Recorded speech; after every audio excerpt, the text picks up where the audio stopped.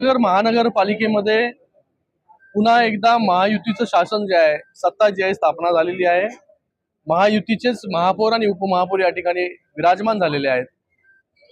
शिवसेनेचे महापौर आणि भारतीय जनता पार्टीचे उपमहापौर या दोघांना देखील मी खूप खूप अभिनंदन दोघांचं करतो, खूप खूप शुभेच्छा देतो।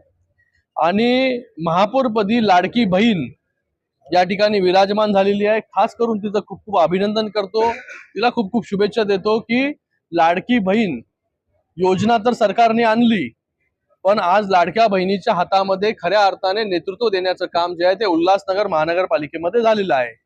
आता मी कल्याण डोंबिवली महानगरपालिकेमध्ये गेलो होतो, तिथे देखील शिवसेनेच्या ज्या महापौर पदाच्या उमेदवार आता ज्या महापौर झालेल्या आहेत त्या देखील महिला आहेत, त्या देखील लाडकी बहीण आहे। आणि ठाणे महानगरपालिकेचा गाडा देखील लाडकी बहीणच हाकणार आहे। म्हणजे ठाणे, कल्याण डोंबिवली, उल्हासनगर या सगळीकडे लाडक्या बहिणींच्या हातामध्ये जे आहे नेतृत्व देण्याचं काम आज माननीय मुख्य नेते उपमुख्यमंत्री एकनाथजी शिंदे साहेबांनी या ठिकाणी केलेलं आहे। उल्हासनगर महानगरपालिकेमध्ये महायुतीची ताकद मोठ्या प्रमाणामध्ये आपल्याला पाहायला मिळते। म्हणूनच या ठिकाणी महायुतीचा महापौर आणि उपमहापौर बसलेला आहे।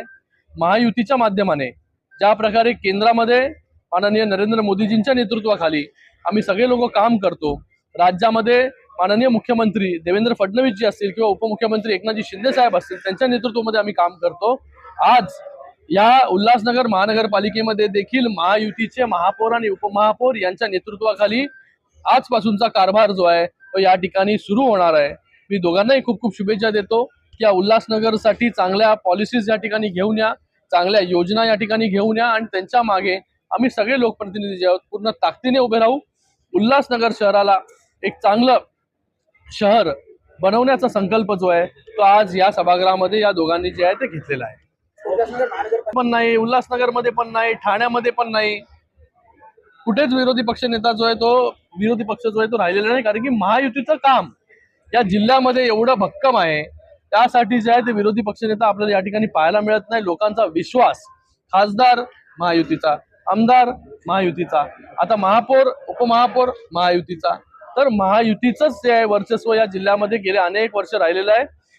येणाऱ्या पंचवर्षामध्ये या उल्हासनगर महानगरपालिकेमध्ये चांगली कामं जी आहेत ही होतील अशी अपेक्षा आणि त्याचबरोबर दोघांना देखील शुभेच्छा देखील देतो। या दोघांच्या मागे आणि सगळ्या नवनिर्वाचित नगरसेवकांच्या मागे ठामपणे आम्ही सगळे लोकप्रतिनिधी जे आहोत हे उभे आहोत। जो काही निधी आतापर्यंत निधी मोठ्या प्रमाणामध्ये उल्हासनगरमध्ये आलेला आहे, त्याच्या पुढे देखील जो काही निधी या उल्हासनगर म्युनिसिपल कॉर्पोरेशनला लागेल।